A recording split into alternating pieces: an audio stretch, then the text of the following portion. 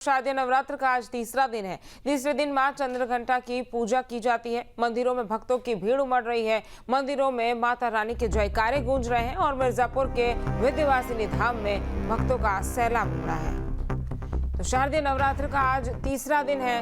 तीसरे दिन मां चंद्रघंटा की पूजा होती है। मंदिरों में भक्तों की भीड़ उमड़ी है।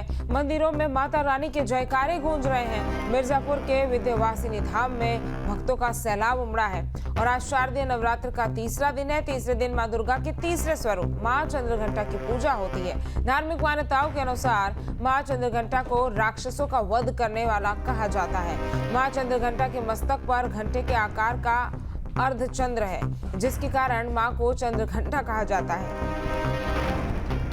मां चंद्रघंटा के पूजन से व्यक्ति को साहस पराक्रम के साथ शत्रुओं पर विजय मिलती है। वहीं नवरात्र के तीसरे दिन भी मंदिरों में भक्तों की भीड़ देखने को मिल रही है। सभी शक्तिपीठों के साथ सभी मंदिरों में भक्त मां की आराधना करते दिख रहे हैं। मंदिरों में जय माता के जयकारे गूंज रहे हैं। तो मंदिरों में जय माता दी के जयकारे गूंज रहे हैं। सुबह से ही भक्तों का तांता लगा हुआ है। मिर्जापुर के विंध्यवासिनी धाम में भक्तों का सैलाब उमड़ा है। शारदीय नवरात्र का आज तीसरा दिन है और तीसरे दिन मां चंद्रघंटा की पूजा अर्चना की जाती है। बता दें कि मंदिरों में भक्तों की भीड़ उमड़ी है। तस्वीरें आपकी टीवी स्क्रीन पर आप देख सकते हैं। तो मंदिरों में भक्तों की भारी भीड़ उमड़ी है। आज नवरात्र का तीसरा दिन है और बड़े ही धूमधाम से नवरात्र मनाई जा रही है और तीसरे दिन भी लोगों में उत्साह बरकरार है। और इसी खबर पर ज्यादा जानकारी के साथ हमारे तमाम सहयोगी भी हमारे साथ जुड़ गए हैं। मोहित हमारे साथ मिर्जापुर से जुड़ गए हैं, ब्रिजेंद्र हमारे साथ महाराजगंज से जुड़ गए हैं और रवि हमारे संवाददाता बनारस से हमारे साथ जुड़ गए हैं। सबसे पहले रुक करेंगे मोहित का। मोहित, आज क्या कुछ तस्वीर आप मिर्जापुर में देख पा रहे हैं? नवरात्र का आज तीसरा दिन है।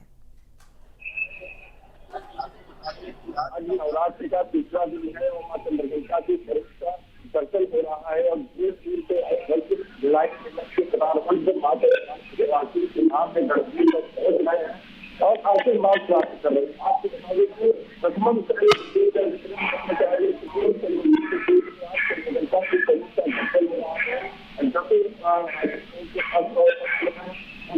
कल्याण कर रहे हैं। ऐसा माना जाता है कि हमारे का जो धाम है वो चारों है। यहाँ निवास करते हैं। महालक्ष्मी काली को और पूजा जो महाकाली है यहाँ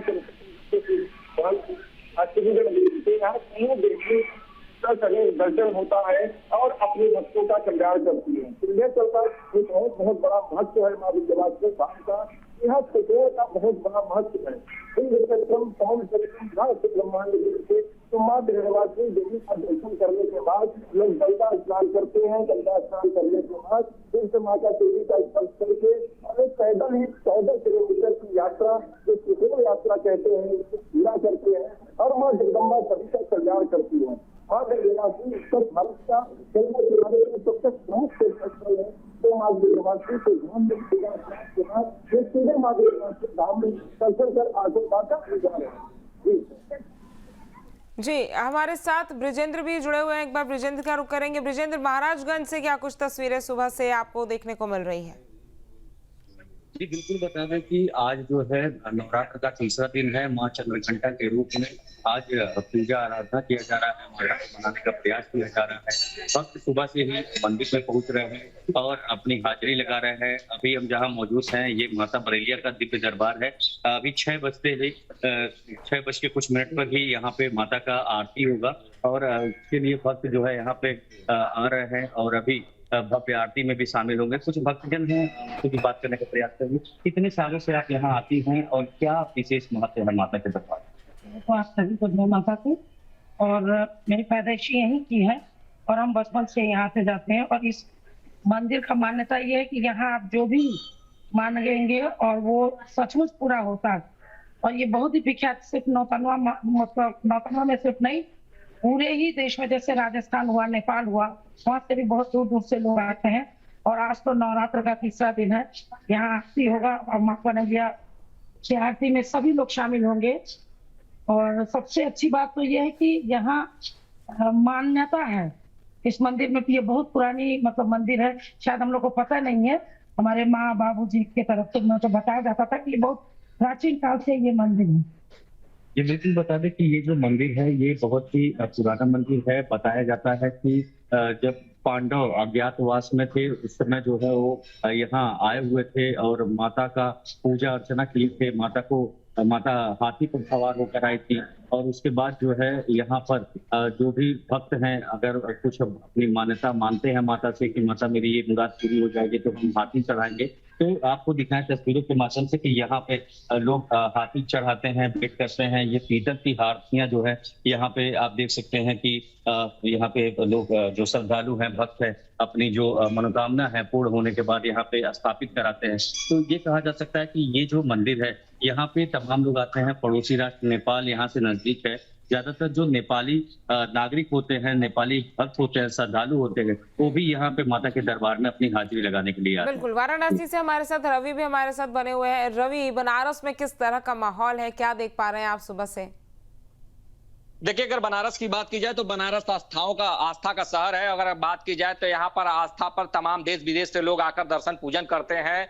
और बात की जाए तो नवरात्र जो है कि इस बार 9 दिन की बात की जाए तो 9 दिन नहीं 10 दिन का है और लगातार जो श्रद्धालु दर्शन पूजन कर रहे हैं। आज जो है चंद्रघंटा देवी का जो है कि दिन है। आज के दिन जो है कि श्रद्धालु दर्शन पूजन करने के लिए मंदिरों में उमड़े हैं और तमाम जो है कि उसकी तरीके से पूजा पाठ भी करना चाहिए, पीले रंग का कपड़ा पहनना चाहिए और तमाम जो है खीर का भोग लगना चाहिए और तमाम जो चीजें हैं उसका जो है कि श्रद्धालुओं द्वारा जो है अनुपालन करना चाहिए। हमारे साथ कुछ पुजारी है, बात करते हैं किस तरीके से गुरुजी किस तरीके से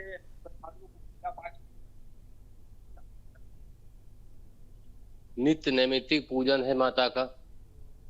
जैसा कि सुबह सुबह हमको आज के तिथि में उठना चाहिए, स्नान ध्यान करने के बाद जो है माता को भोग लगाना चाहिए। भोग में इससे हलवा हो गया, मिष्ठान हो गया, खीर हो गया, भोग लगा दीजिए माता को, मालार्पण कर दीजिए।